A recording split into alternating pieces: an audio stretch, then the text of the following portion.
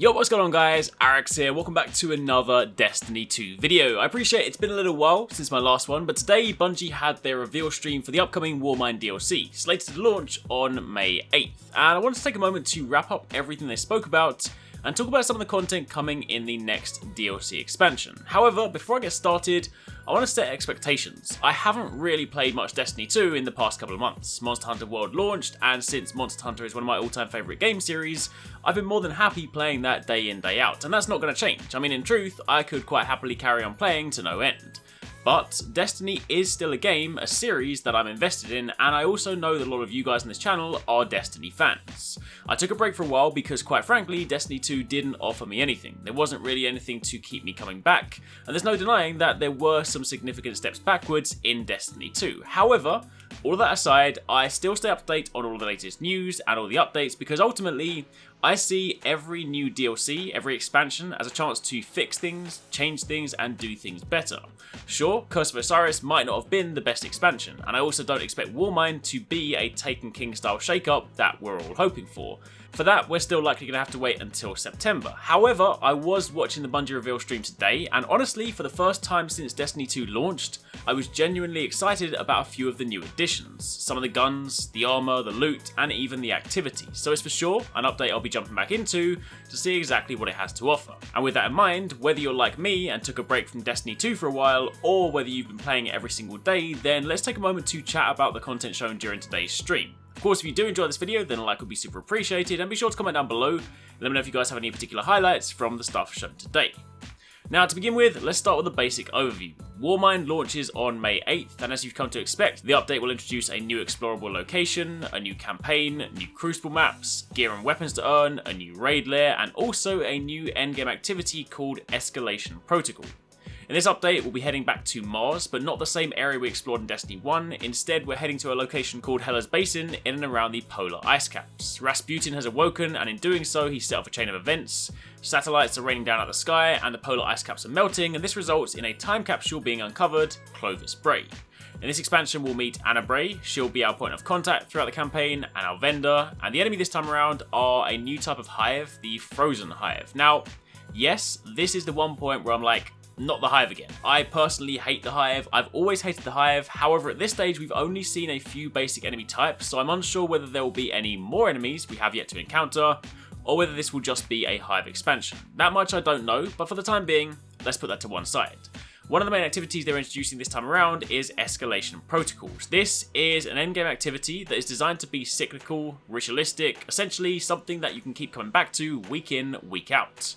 The goal was to make it challenging, so the players wanted to come back and finish it, and apparently at the recent community summit, people actually said it was a little bit tough, but they still asked for it to be harder, and they said on stream that they were able to dial it up a notch just in time for release. So if that's the case, it could be a potentially challenging activity. It's essentially a horde style mode that takes place in a public space. However, it's not just a horde mode. You don't just stand there and fight off waves of enemies, there's a little bit more to it than that. They share some similarities with public events in that because they take place in public spaces, players can hop in if they see the event going on. However, unlike public events, you don't have to wait for these to pop up. You can go up to them and trigger them whenever you want. Meaning if you want to farm it, you can, and as you'll find out in a moment, there is actually reason to farm this. When activated, a pillar rises out of the ground and they draw a hive towards the location. There are 7 total waves until the end, and the end has a unique boss fight. There are 5 unique bosses in total, and they rotate each week.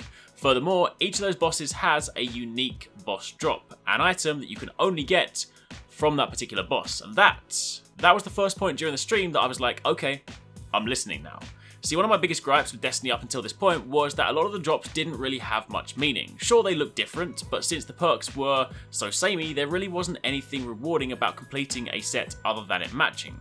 However, this time, the drops, the weapons and the gear that come from this event, that stuff is all supposed to have unique perks. We got a couple of examples. The shotgun they used, it has a perk where following a melee attack, your shotgun gains a damage boost, and that's something unique to this particular shotgun that comes from this activity only. There's also a sniper that gains a damage boost the longer you remain scoped in, and those are just a couple of examples. So, by doing this event, you can get unique gear that actually matters. And that means it should be something worth farming for, unlike, say, Leviathan raid gear, which for a long time had no real value outside of letting you look gold. Also, the armour is Rasputin themed and does actually look pretty cool. Additionally, during the event, the Hive Sword returns. There are also chests that spawn during the interim waves 3 and 5, and these drop typical public event rewards, as well as unique cosmetics. There's also mechanics you have to overcome during the wave, so you can't win simply by killing all the Hive. And there's a cool new weapon as part of the event too. These tokens will drop in and around the world, and during the event, they're used to obtain this special weapon, this Rasputin Javelin, and during the waves it can deal massive damage, and is often used as a means to clear a wave if you're running out of time. So, all up, it does look pretty interesting. Now I will say, I'm not going to get too excited until I've seen a bit more, but for me, as someone that likes to grind for loot, I mean, I'm pretty sure that's all of us, that's why we play these games, knowing that this event actually has meaningful loot, unique loot that I want to grind for, that alone is a reason to check it out. However, on top of that, Warmind also marks the beginning of Season 3, and during the stream they spoke about some of the Crucible changes coming to Season 3. Now, the Crucible changes are open to everyone, even if you don't have or intend to buy Warmind. They're introducing Crucible Ranks and bringing back private matches. There are 2 Crucible Ranks, Valor and Glory. Valor is a progression rank, it goes up by playing and will never go down. Wins earn you more Valor, but losses still push it up gradually. And there's also a prestige system tied to Valor, whereby when you hit max Valor, you can reset your rank and start over, and there'll be rewards tied to that. Meanwhile, Glory is the competitive rank. It's tied to the competitive playlist, and it goes up with wins and down with losses. There's also a win streak to net you more points, and loss streaks to hurt you even more if you continue to lose. Shacks will have a whole new set of rewards to earn, and these will all be laid out at the beginning of the season, so you know what you need to do in order to earn them, and some of them will be tied to ranks, so if you want Crucible gear, you're going to have to grind for them. And each season, there will also be one very unique weapon that you'll want to chase. This will be tied to the Fabled rank in Crucible, so you'll need to grind Glory for this. And in Season 3, it's going to be this gun called Arekkz's Claymore. This is a pulse rifle that has Outlaw on it, but to go alongside that, it also has a unique perk exclusive to this weapon called Desperado, where reloading while Outlaw is active increases your rate of fire without sacrificing your weapon's impact, so it is very strong. And while I will openly admit that I'm not a Crucible player, and as such this weapon might be out of my reach personally, I'm still incredibly happy to see this sort of thing. To have items tied to specific activities, giving people reasons to chase something, this is something Destiny 2 needs. Loot needs to feel important, you need something to chase, and this is a step in that direction. Outside of that, private matches will of course be back, and again, this is open to everyone, although if you do want to host a match on one of the new DLC maps, you will of course still need the Warmind DLC. And plus, the long-awaited emote wheel is coming too, so finally you actually have more use out of your emotes. Now for me, someone that likes to chase gear, there does look to be some pretty cool stuff to earn. The press kit showed off some pretty cool items, and even some of the exotics. Some of those I'll speak more about in upcoming videos, but the Rasputin themed stuff looks really nice, and if it all has unique perks and is worth grinding for, then again, that's another reason I'll have to jump back in.